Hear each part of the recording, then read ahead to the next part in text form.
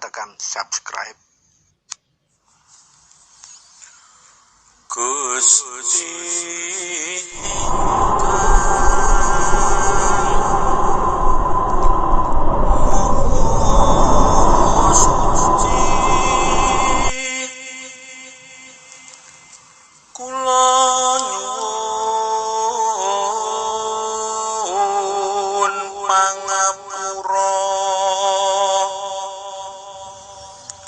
dumateng Gusti ingkang Maha Suci,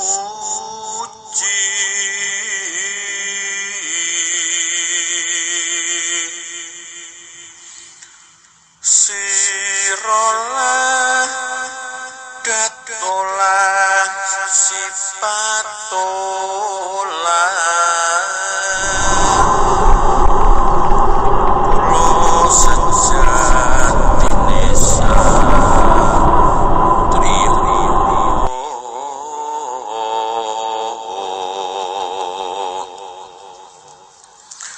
nyuwun wicaksana, nyuwun panguwasa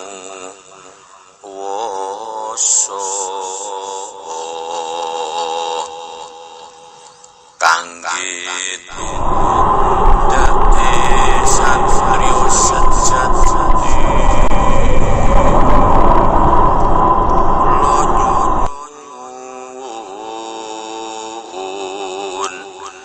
Kangge nyirnakake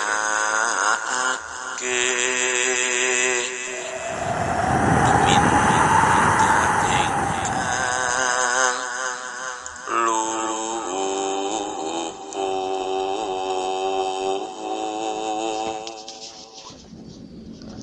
Assalamualaikum warahmatullahi wabarakatuh. Sugeng enjang, selamat pagi para sutresna ingkang minulya. Selamat berjumpa lagi dengan siaran Teguh Rahayu Slamet, channel yang selalu setia berbagi kawruh, pangeten serta pengalaman laku.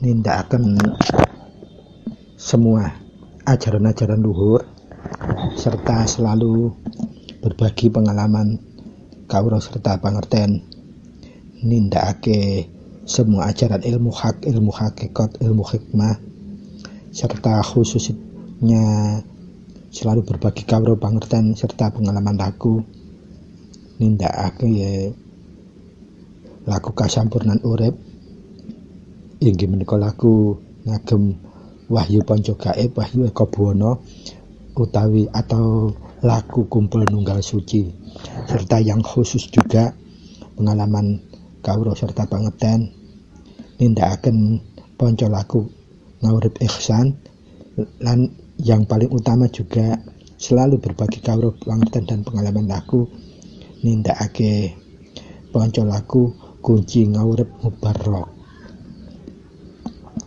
Semoga pertemuan kita pada pagi hari ini tetap juga selalu dalam naungan lindungan Tuhan Yang Maha Esa, selalu kanugrahan, kanikmatan yang juga lebih agung dari Gusti ingkang Maha Suci, sehingga kita selalu bisa mensyukurinya minimal dengan melafalkan kalimat Alhamdulillahirabbil alamin, rahayu teguh kanthi slamet.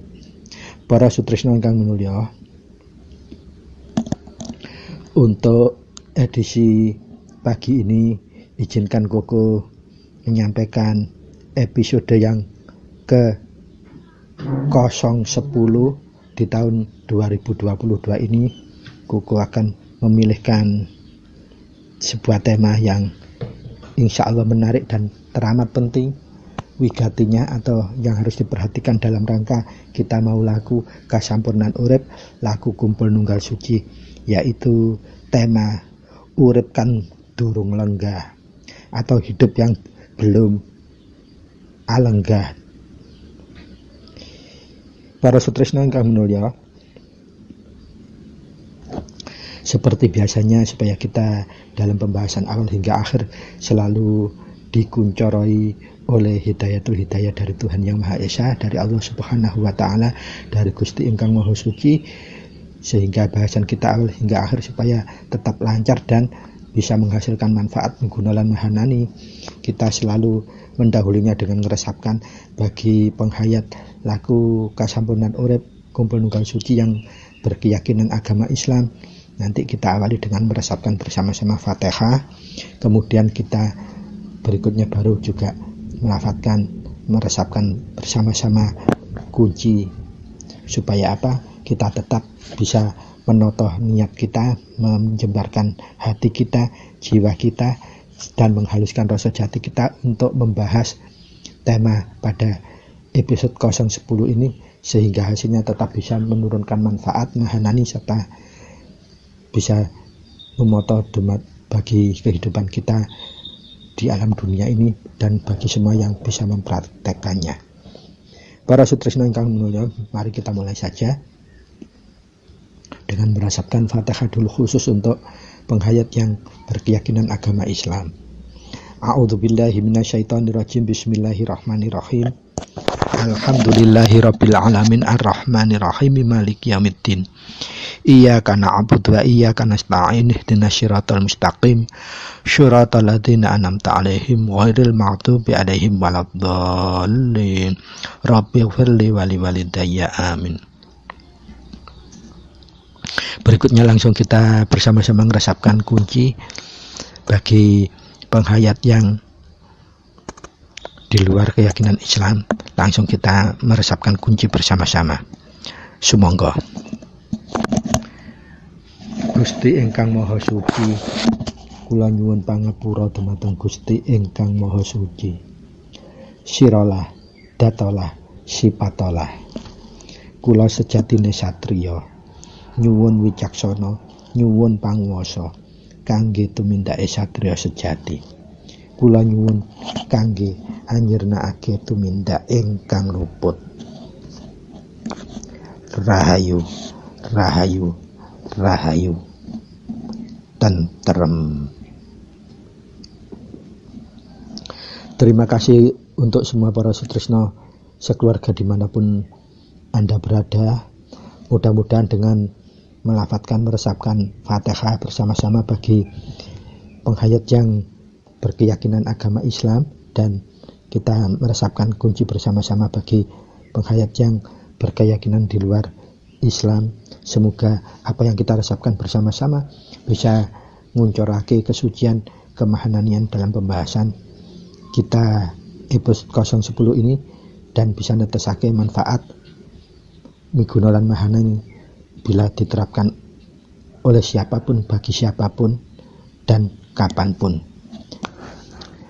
Untuk itu sekarang tibalah saatnya kita harus menata niat kita, menjembarkan hati kita, membeningkan pikiran kita, serta menghaluskan rasa jati kita, supaya apa? Pembahasan awal hingga akhir kita tidak dikuasai, didominasi oleh nafsu kita, nafsiyah kita, tetapi kita tetap dialenggai oleh kuncoro suci yang langsung dari Tuhan Yang Maha Suci, sehingga hasil dari pembahasan ini tetap bisa memberikan manfaat menggunakan mahanani bagi siapapun yang ingin menerapkannya.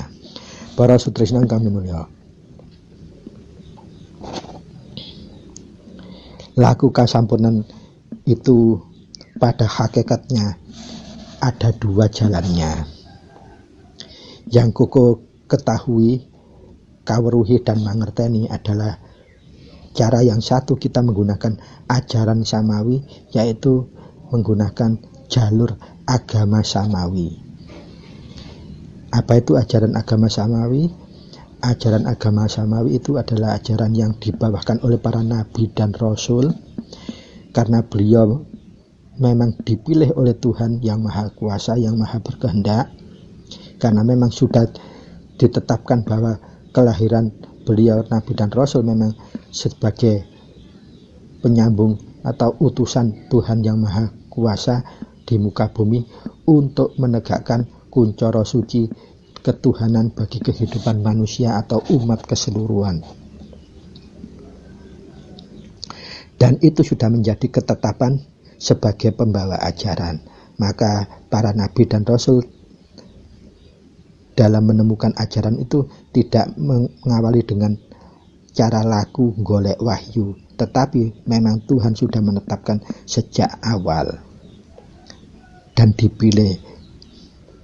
Dan yang kedua, kita bisa menempuh dengan cara ajaran luhur, yaitu ajaran yang diperoleh oleh para leluhur yang waskita atau sidik dan waskita, yang dengan lelaku khusus beliau, laku khusus kunci atau laku khusus suci beliau, sehingga beliau mendapatkan paringan wahyu gaib dari Gusti ingkang Maha Suci yang berupa ajaran luhur seperti wahyu ponco gaib ini.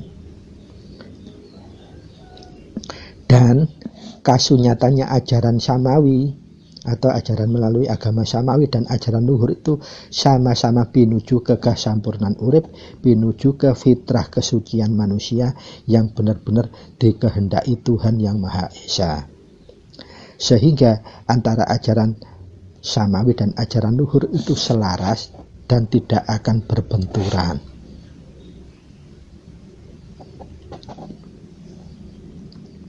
Dan yang pasti ajaran samawi dan ajaran luhur itu kalau kita bisa ngemati, neliti, noto, niti, titis, surti, ngati-ngati dalam ngematinya secara hakiki, maka esensi keduanya adalah selaras, jumbo, dan ketemu dalam suatu titik adalah kesampurnan urip menuju kesucian secara fitrah atau hakiki. Karena buktinya atau nyatanya atau faktanya adalah ajaran wahyu ponco gaib yang kita bahas ini. Metode untuk ngumbahing rogo, untuk membersihkan rogo atau menjauhkan dari kemomoran nafsu kita menggunakan metode ponco laku pangumbahing rogo yang terdiri dari sabar, nerimo, tresno welas asih, ikhlas lan ngalah. Dan begitu pun di ajaran samawi atau tarekat Islam juga memiliki metode untuk laku khamsatul ihsan atau 5 laku untuk menuju kebenaran, kebaikan, kemurnian, kesucian yang disebut dengan khamsatul ihsan, yang terdiri dari laku yang pertama jujur, yang kedua sabar, yang ketiga nerimo, yang keempat welas asih, dan yang kelima ikhlas. Dan syarat untuk menjalankan kelima laku itu harus dengan cara yang ngalah. Jadi antara pangumbahing rogo dan khamsatul ihsan itu sama. Ya, disitulah titik bahwa ajaran samawi atau ajaran yang diterima karena memang atas ketetapan Tuhan kepada Nabi dan Rasul untuk disebarkan kepada semua manusia, dan dengan ajaran luhur atau ajaran yang diberikan kepada orang-orang pinilih karena laku-laku suci yang khusus, maka akan diberikan paringan berupa ajaran luhur juga sama misinya, yaitu untuk menuju kesucian fitrahnya manusia atau kesejatiannya manusia, laku sampurna urip. Buktinya metodenya juga sama, itu tadi buku yang aturkan pangumbahing rogo dan khamsatul ihsan itu sama. Maka dari itu para sutresna ingkang minulya, pada titik inilah harusnya para praktisi rohaniawan atau para praktisi laku kasampurnan urip, para praktisi laku spiritualisme harus dewasa dalam bersikap, melihat kahanan, tidak boleh fanatik berlebihan. Sebab apa? Karena keselarasan ajaran itu adalah sama. Kalau kategorinya ajaran samawi dan ajaran luhur, insya Allah keselarasan tujuannya sama, metodenya juga selaras dan tidak mungkin berbenturan satu dengan yang lain. Itulah kenapa harus seperti itu. Pertama, sesuatu yang luhur dan sesuatu yang benar-benar hakul samawi dari Tuhan, kesejatiannya adalah selaras. Karena apa? Tuhan dianggap maha, sehingga apa? Kalau itu ajaran-ajaran sama murninya hakikinya, tidak mungkinlah itu berbenturan, berarti mengkerdilkan kemaha Tuhan. Tuhan yang maha punya sifat maha itu akhirnya kita sendiri yang mengkerdilkan. Koyok-koyok Tuhan gak bisa menjangkau apa yang diyakini kebenarannya yang sudah bersumber dari sesuatu yang juga hakiki. Jadi posisi di sinilah kalau seandainya kita memahami kehakikian sudah tidak ada perdebatan. Para sutresna ingkang minulya, mari kita kembali ke laptop atau pada tema semula, yaitu urip kang durung lenggah. Nah, apa itu maksudnya urip kang durung lenggah? Para sutresna ingkang minulya, urip yang durung lenggah itu, kalau Koko mengulang-ulang lagi asal-usul kejadian kita atau sangkan parang dumadi kita ini, seperti yang Koko sudah sering sekali kupas, bahwasanya Tuhan yang Maha Esa itu mengadakan kita ini ada di dunia ini memang karena sebab, yaitu mejilnya rasa bapa kelawan sibu atau biung. Koko sudah pernah wedar berkali-kali ini. Nah, ini unen-unennya sama seperti kalau kita mirengkan ura-ura mustikaning rasa. Ingkang intine unenipun rangkul rinangkul datan padha uwalira lamun wis padha mijil. Lah narika ualnya itu antara bapa dan biung itu sudah bisa diualkan kalau sudah rasanya mijil. Dan rasa mijil itulah jadi wiwitan janin itu ada. Nah, sejak janin ada di kandungan sibu sampai sebelum 4 bulan, maka si janin itu belum kelanggahan urip. Nah, urip wiwitan adalah urip yang setelah 4 bulan dalam kandungan. Itulah Gusti ingkang Maha Suci, Tuhan yang Maha Esa baru meniupkan roh. Nah, itulah sinebut roh suci. Atau kalau bahasa hakikat tarekat Islam disebut Nur Muhammad. Atau kalau bahasa tarekat Satoriyah disebut lintang johar. Semua sama, pengistilahnya saja yang berbeda guna memahami masing-masing kondisi asal usul ajaran tersebut itu didunungkan awal. Nah, begitu hidup itu dilenggahkan, ditiupkan, nah sejak itulah harusnya kita sudah memiliki asma gulung, asma lebet atau asma roh. Makanya guru mursyid tarekoh Kuko Suwargi Kiai Haji Hasan Bisri menika keparingan asma gulung ingkang sinebut Al-Haris. Dan untuk asma gulung itu memang intinya wadi atau masih tabu, tidak boleh sembarangan digelarkan, diworo-worokan. Ateges apa? Memang asma gulung itu pribadi antara manusia yang bersangkutan dengan Tuhan. Artinya apa? Sejak dia dilenggahi urip atau diberikan roh, itulah dia hidup. Artinya komunikasi awal hakikinya itu yang melalui urip yang baru dilenggahkan itulah. Kemudian diberikan asma. Nah, proses untuk mendapatkan asma, kalau kita lakukan sampurnan urip wahyu ponco gaib, kita harus minta kepada, bukan kadang ya, putra pun bukan sekedar putra, tapi tingkatannya putra yang sudah tingkatan rama atau rasa manunggal. Kalau Koko yang medar kemarin sudah tingkatan yang keempat sebelum tingkatan Gusti. Tingkatan rama itu rasanya sudah manunggal, sudah trep, mantep, madep, dan tetap. Artinya kawas sesonya, kawas kitonya sudah lenggah benar-benar. Apalagi kalau putra Romo yang sudah kalenggahan sifat Gusti utawi tingkatan yang kelima, itu punya kemampuan untuk memberikan asma. Nah, apabila urip itu meskipun sudah lenggah belum pinaringan asma, ibarat urip itu masih sinebut rizal atau urip yang belum lenggah secara mijil. Mijil ini aturipun Rama, hati-hati, dawuhira sabdaipun Rama, aja ditelan mentah-mentah. Sama seperti kalau mijilin urip mijil itu beda banget artinya. Kalau urip mijil itu sama dengan kita mati wis terakhir. Lek mijile urip itu ateges lenggahipun urip ingkang wiwitan kala wau.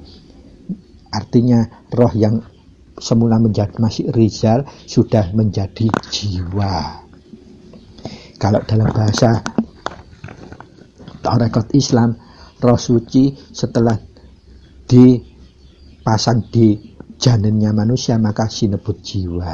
Lah jiwa ini kalau sudah terpasang di masing-masing fungsi-fungsinya rogo akan menjadi sukma. Lah itu urut-urutannya supaya kita bisa nyambung dan hakikinya bisa manjing.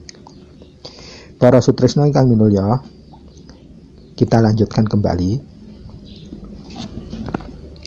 Janin yang berumur 1 sampai sebelum 4 bulan itu masih belum memiliki hidup, tetapi dia nunut, bisa tumbuh. Karena apa? Nunut hidup di plasentanya ibunya.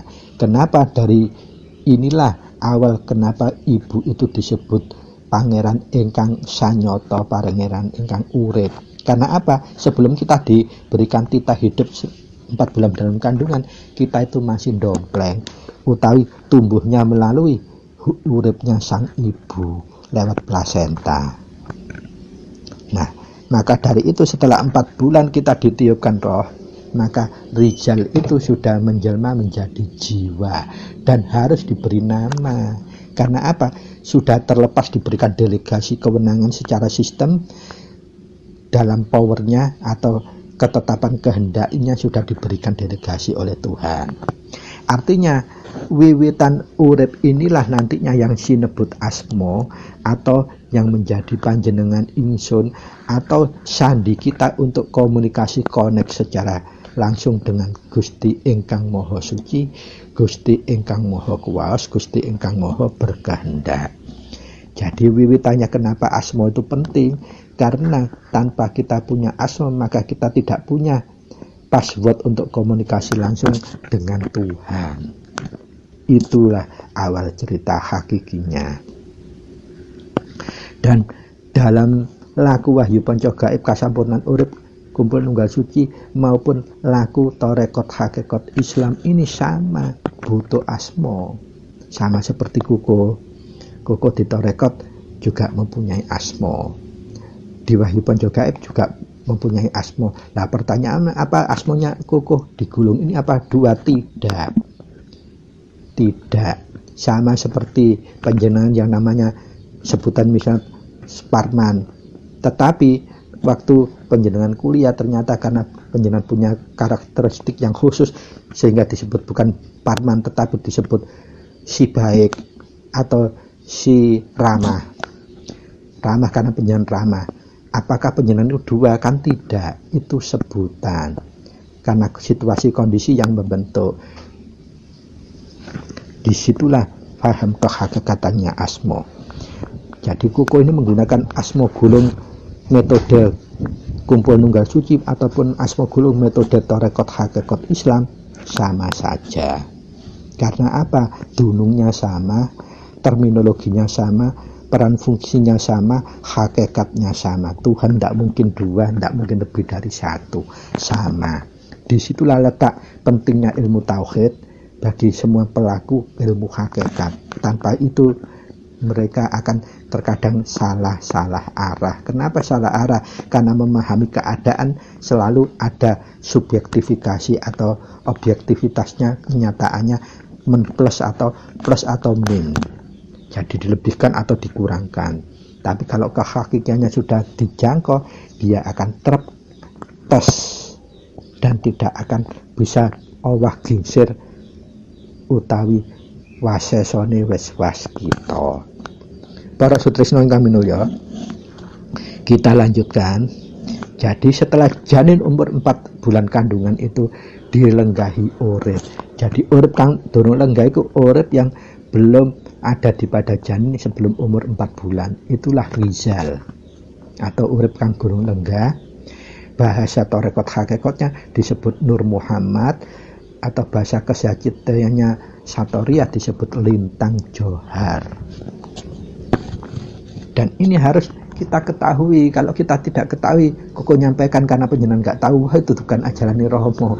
Kenapa Romo tidak menyampaikan itu? Karena Romo itu memang diparingi kelenggahan versi lakunya Wahyu Ponco Gaib. Jadi supaya tidak salah tafsir, ya itu yang disampaikan oleh Romo. Dan kesejatian itu hanya milik Tuhan secara absolut. Manusia itu hanya perspektif Wahyu Ponco Gaib, perspektif tarekat A, B, C, D, perspektif. Kumpulan dari perspektif itulah adalah kebenaran yang hakiki. Sama seperti suci dengan moho suci. Kalau sudah moho suci itu kumpule kuat sekabeh suci. Seperti itulah para sedherek yang kami mulia. Jadi kalau kita laku hakikat, kita harus benar-benar weruh, benar-benar ngerti, dan benar-benar dunung serta lenggah hakikatnya semua halnya. Para sutresna yang kami mulia, mari kita kembali ke laptop bahasan semula. Setelah ditiupkan roh itu dunung di janin menjadi jiwa, maka Tuhan selalu menciptakan semuanya itu secara berimbang. Butuh keseimbangan, karena kalau sudah ada urip berarti kan ada gerak utawi obah. Lah, gerak obah itu mesti harus ada rasa karena dunungnya. Nah, kalau rasa itu tidak ada obah dan gerak, bagaimana bisa urip itu mahaning? Makanya Tuhan menciptakan keseimbangan. Dua hal. Yang satu, akal diciptakan lebih dulu, yang aku pernah ceritakan di edisi sebelumnya. Yang kedua adalah nafsu. Akal ini menimbulkan akhlak yang baik, dalam bahasa syariat akhlakul karimah atau perbuatan-perbuatan baik dan suci. Kalau nafsu akan menimbulkan keinginan dan hawa-hawa yang lain atau nafsiyah. Jadi Tuhan selalu menciptakan itu berpasangan. Ono malam, ono siang, ono wedok, ono lanang, ono elek, ono apik, dan seterusnya. Dan ada akal, harus ada nafsu. Supaya apa? Seimbang. Dan itulah gawan. Tidak bisa diingkari, tapi sama-sama dibutuhkan. Meskipun satu sama lain bisa berakibat. Itu harus dipahami. Dan dari akal itu nanti akan memunculkan budi pakerti. Dari nafsu nanti memunculkan ponco indra dan angen-angen. Tetapi titik keduanya adalah ada titik saklar keseimbangan yang namanya fuso. Dalam bahasa itu pemikiran atau penalaran. Dan semua saklar-saklar itu harus juga diwengku. Semua intinya nanti dalam pangumbahe rogo. Kalau roh sudah dunung lenggah, terus dilengkapi keseimbangan yang dua, akal dan nafsu, kita gecolani harus pangumbahing rogo, atau bahasa syariat tarekat hakikat Islam dinamakan khamsatul ihsan. Itu yang menentukan metode supaya tetap jernih, bersih dan sucinya. Jadi para sutresna kami mulia,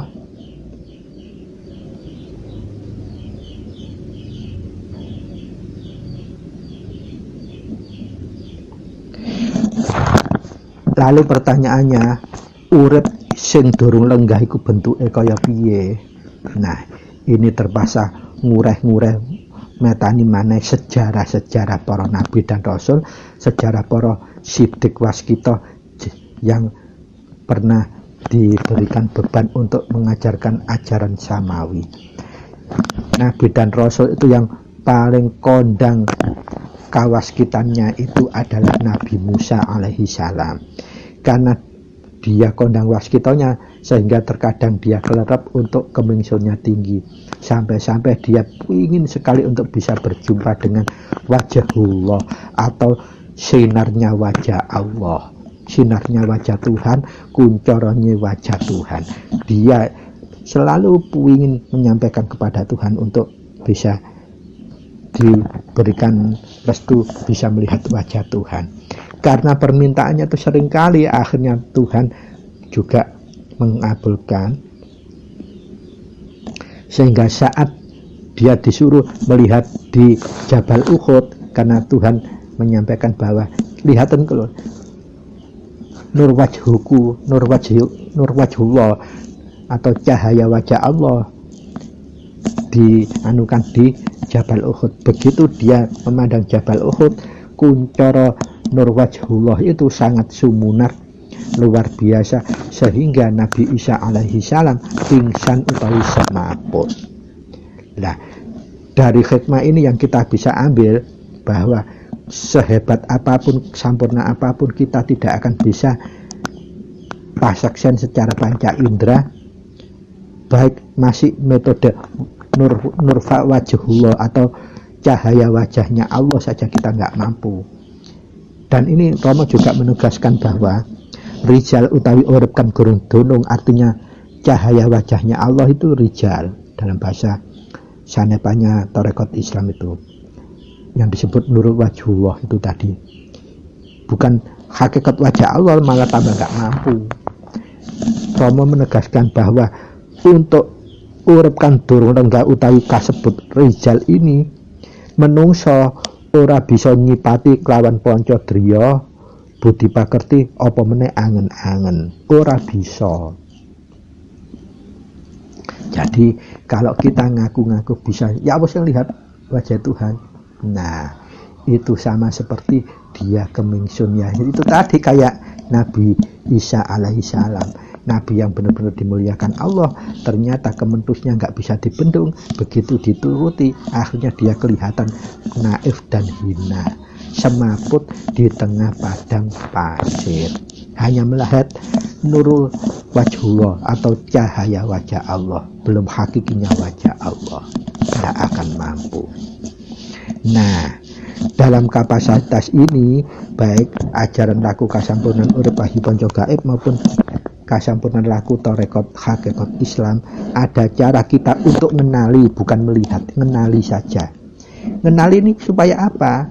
Harus kita tahu rizal ini atau nurul wajhullah ini supaya apa? Karena apa? Nanti kita kalau mau sakaratul maut, ajal mau tiba, kita akan diperlihatkan cahaya ini. Jadi rizal ini bentuknya seperti sumunare inten utawi berlian kan nguncoro. Dados warnanya itu bukan bias warna, tetapi putih-putihnya nggak bisa digambarkan. Nah, dalam ajaran tarekat hakikat Islam ada cara untuk mengenal laku yang namanya sorok, yaitu laku mengenal cahaya nur wajhullah. Dalam konteks apa? Supaya kita kenal nanti saat kita najak sakaratul maut, banyak godaan-godaan berupa aneka macam sinar. Tetapi yang harus kita nut yang mana? Yang rizal ini, atau nur wajhullah ini, atau nur Muhammad ini yang harus kita ikut. Supaya apa? Kita tidak salah nginut loh kok kau wapi warnane abang serupot tibane nggih kono, akhire mlebu nggih apa ngumbara sak paran-paran, mbuh nggih watu maneh, mbuh balik nggih hutan dan seterusnya, balik nggih geni dan seterusnya. Tetapi kalau kita nurut rizal ini atau nur wajhullah ini atau lintang johar ini atau nur Muhammad ini, maka sakaratul maut kita langsung bablas kembali kepada asal mula suci, yaitu innalillahi wa inna ilaihi rajiun. Kita matinya sampurno langgeng. Itu urut-urutan asbabun nusul atau sangkan dumadinya. Kita lanjutkan para sedherek ingkang minulya. Jadi seperti itulah awal mulanya manusia kenapa sampai kemerusu kemingsun. Nah, menurut pengintikan pun Romo inggih ngaten, rizal kuwe tan bisa disipati gawe panca driya apa meneh angen-angen, uga ngagem budi pakerti, keranten mbutuhake lembut-lembute rasa. Meskipun rasa iku lembut, tapi butuh lembut ing rasa, lembut ing rasa. Nah, nek lembut wis sampai diulang 3 kali berarti lembut sing paling ultra lembut. Apa ana iku jenenge jinem. Jadi sesuatu yang jinem itu sama seperti hakikat kalimat yang bermakna mulia diulang sampai 3 kali. Estu ning estu. Itu berarti estu yang benar-benar jinem estu. Temen-temen yang temenan itu berarti temen sing jineme temenan banget. Nah, lakunya kalau kita terbiasa menggunakan mijil niti preksa utawi mijil niti perso, kita akan bisa mengenali rizal kita. Kalau di ilmu tarekat keislaman yaitu laku sorok. Jadi laku sorok itu untuk mengenali, bukan mengetahui untuk melihat secara harfiah, kita bukan, mengenali saja. Begitu kenal kita sudah eling-eling, jadi mancep, jadi hidayatul hidayah, jadi nurul hidayah, sehingga saat kita sakaratul maut kita tidak akan mengikuti cahaya yang lain. Yang ini yang sudah kita kenal sudah masuk secara otomatis. Begitu sakaratul maut, lihat itu kita langsung otomatis mengikuti, sehingga kita langsung kembali kepada asal suci kita, Tuhan yang Maha Esa. Innalillahi wa inna ilaihi rajiun. Dan di ajaran Romo ada yang namanya mijil niti preksa, mijil niti perso. Nah, disinilah kita harus benar-benar melepaskan, yaitu tadi, jangan sampai kita ini fanatik berlebihan sehingga mengkerdilkan kemahaan Tuhan. Romo juga nanti dawuh nalika diwaduli salah satu kali kadang putra Romo, kok 3 kali berturut-turut diketoki wong tuwane lagi dirantai ing setunggale kahanan utawi tempat yang bener-bener gegirisi. Dirantai ketok kuru sedih. Lajeng Romo ngatur, ya wis lek ngoten ndang niti preksa. Dadi mari kunci paweling niti preksa. Ingat paweling yang kuku aturkan di Medaran 016 video itu. Paweling itu jadi salah satu metode untuk minta solusi langsung dari Maha Suci, tetapi solusi sesuatu yang di luar nalar akal atau di luar logika. Nah, melihat orang yang sudah mati itu kan di luar logika. Nah, makanya dipaweling dulu baru mijil niti preksa kata Romo. Begitu setelah paweling mijil niti preksa, yang bersangkutan disuruh melihat lagi niti preksa lagi. Ternyata sudah tidak ada, tidak terlihat orang tuanya dirantai dengan keadaan sedih, tapi tempat itu masih ada, sudah bersih. Nah, itu maksudnya. Nah, kalau di bahasa tarekat hakikat Islam melakukan sorok, laku sorok, hampir sama prinsipnya seperti mijil niti preksa, tetapi harus diawali dengan prihatin atau tirakat. Karena apa? Memang untuk tebusane sesuatu yang benar-benar mulia harus ada laku pengorbanannya atau tebusannya. Semakin tinggi nilai tebusannya maka semakin baguslah hasilnya. Rego nggawa rupa seperti itu. Dan di laku sampunan urip, hebatnya kita ini Romo sudah ngukupi, lakunya itu sudah diringkes oleh Romo sebelum menerima wahyu Pancaga itu. Romo lakunya luar biasa, gawe nebus para putrane cek gak melok rekoso melok laku kaya ngono, karek jalan noto. Itu maksudnya. Sehingga apa tebusannya itu kita sebetulnya sudah wek nunutnya Romo. Itu loh enaknya. Sehingga kita tinggal diparingi paringan berupa wahyu Pancaga, wahyu yang 5 itu, tanpa kita laku puasa, tanpa kita tirakat, cukup kita gajalan pangumbahing rogo, laku temen-temen yang temenan, itu saja semua bisa mahanani. Tanpa laku itu enggak akan bisa mahanani. Dan semakin kita kemingsun, rumongso bisa ini, bisa itu pasti nanti semakin jauh dari kesejatian laku sucinya. Karena apa? Laku wahyu Pancaga yang digapai bukan apa-apa. Kita nanti semakin mencapai tidak perlu apa-apa, tidak pingin apa-apa, tidak butuh apa-apa, ora ono apa-apa. Wis pokoknya kabeh serba ono apa-apa, tetapi kita wis merdeka, ateges suci, tentrem, ya ikulah semakin sampurna kita. Bukan semakin hebat itu semakin sampurna, tidak. Itu tetap butuh panggung bahing rogo lek semakin hebat gitu. Karena apa? Itulah nafsia. Patokannya di situ para saudara nangkam dulu. Mari kita lanjutkan.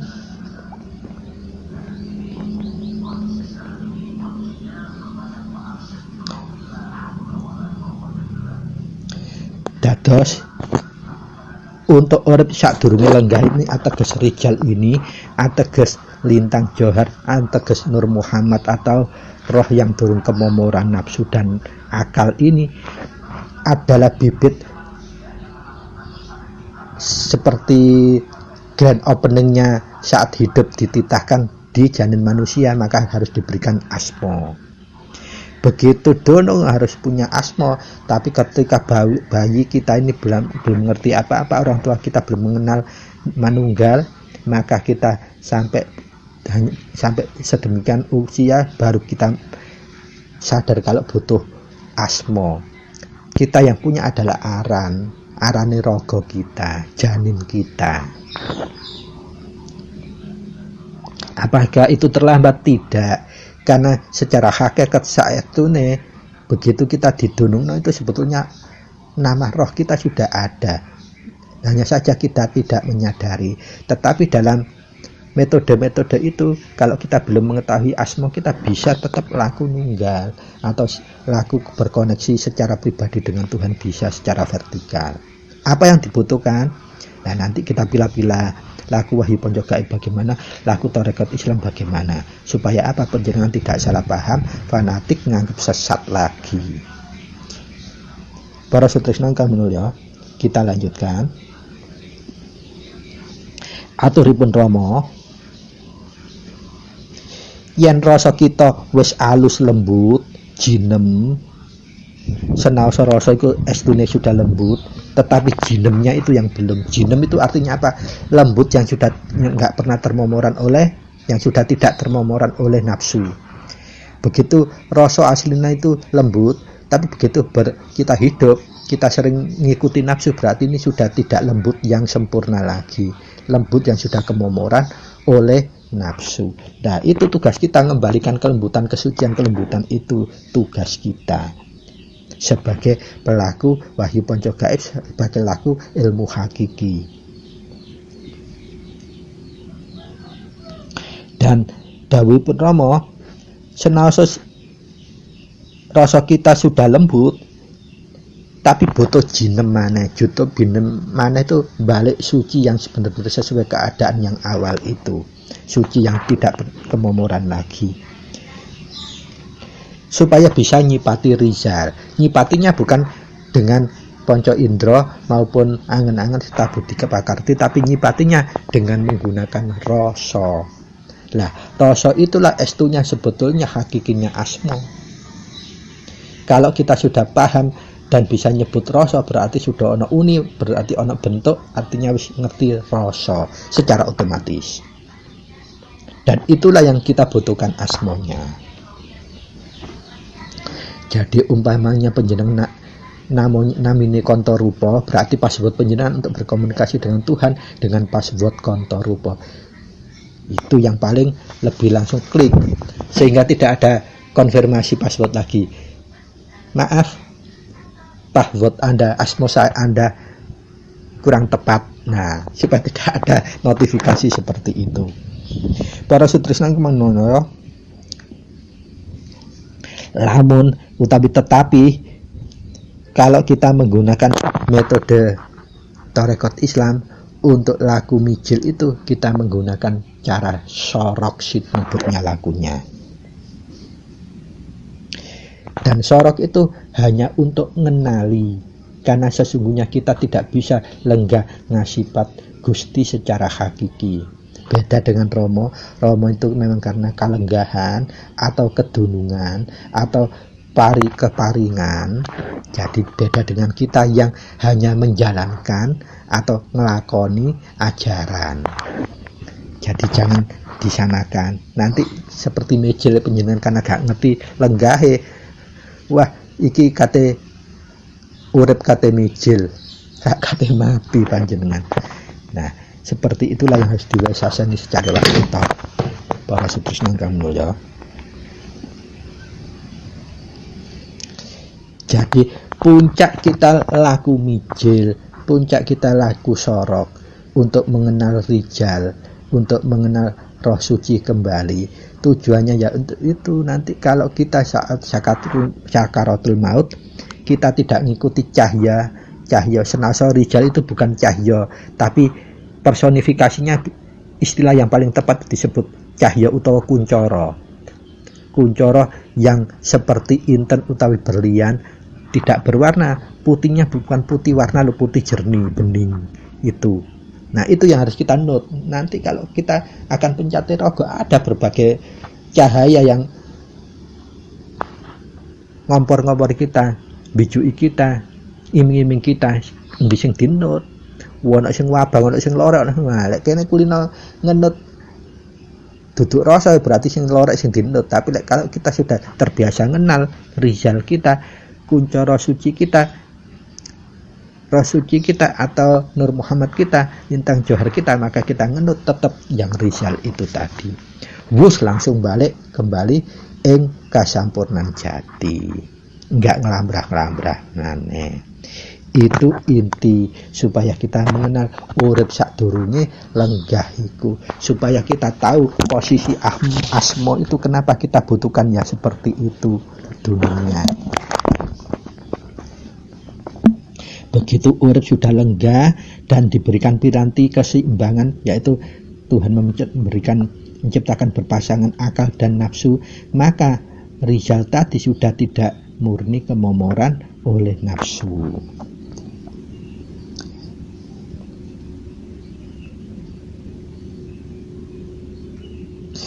Maka dari itu para sutresna ingkang minulya, kesimpulan apa yang kita aturkan, yang kita kupas hari ini adalah ini sebetulnya asal usul kenapa kita itu butuh asmo. Asmo itu sejatinya apa, satria sejatinya apa, wanita sejati itu artinya apa, ya seperti ini.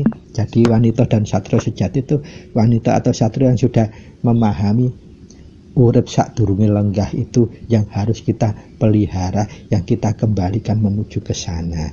Karena saat kita sakaratul maut yang akan muncul adalah itu. Roh yang belum dilenggahkan itu menjadi kuncoro. Warnanya seperti intan atau berlian, putihnya bukan putih warna tapi putih bening itu namanya.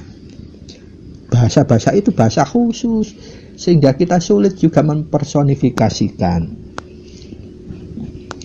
Jadi kesimpulannya pun dari bahasan menika, rijal menika atau urip sing sedurung lenggah iku menawi kalau dilihat dari rasa weruh itu bukan pendulu atau bukan wahami atau persepsi, tetapi itu sebetulnya wujudnya cahya, kayake cahya tapi koyoke cahya, duduk cahya yang cahya-cahya di dunia ini koyoke cahya, tetapi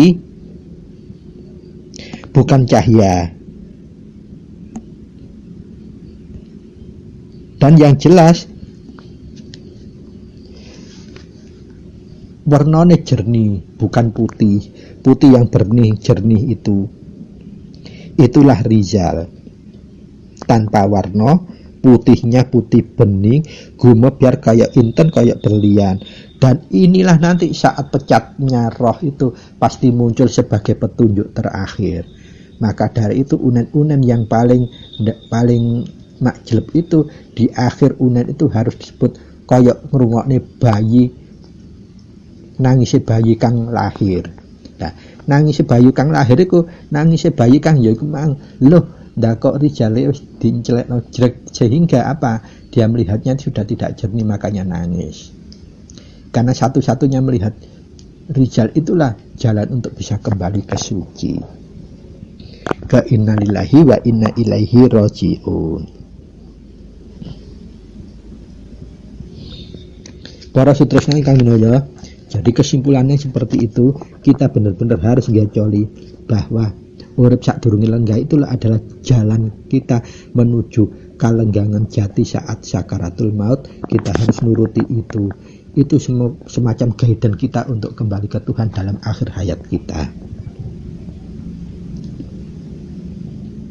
Dan seperti yang Kuku sampaikan, kita ini beruntung belajar Wahyu Panca Gaib itu karena apa? Semuanya tidak melalui tebusan, karena tebusannya sudah dilakukan Romo sebelum beliau mendapatkan Wahyu Panca Gaib.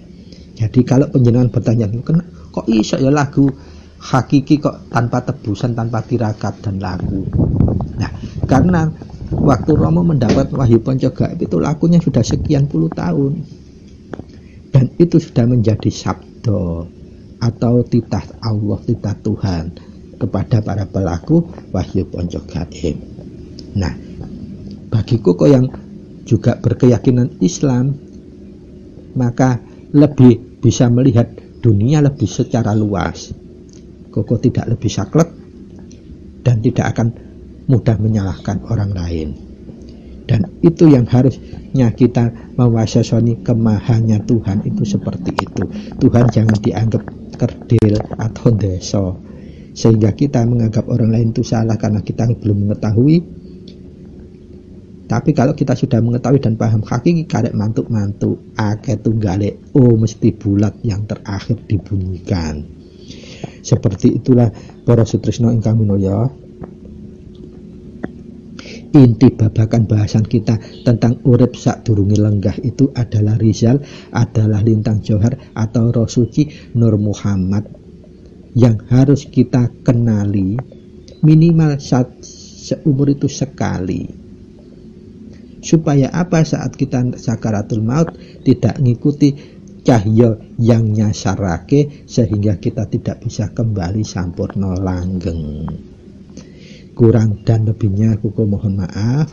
Kalau ada salah kata, tentu kuku pribadi yang menjadi sumber kesalahan, karena pribadi kuku masih penuh dengan kenaifan, kehinaan, dan penuh dengan keluputan. Kalau ada apa yang kuku sampaikan adalah kebenaran atau manfaat dan mahanani, tentu itu asli langsung dari Gusti Ingkang Maha Suci, dianugerahkan lewat kuku yang kuku sampaikan ini. Kurang lebihnya mohon maaf. Terima kasih untuk perhatiannya. Billahi taufik wal hidayah. Wassalamualaikum warahmatullahi wabarakatuh. Sampai ketemu lagi di edisi berikutnya, episode 011. Matur nuwun, terima kasih.